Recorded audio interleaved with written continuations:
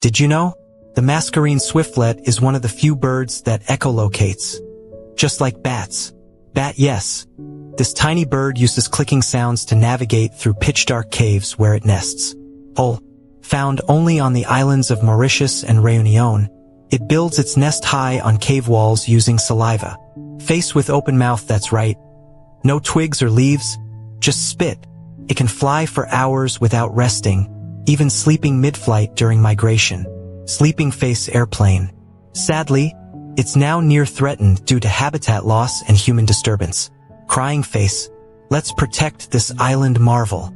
Palm tree green heart. Follow for more incredible wildlife facts.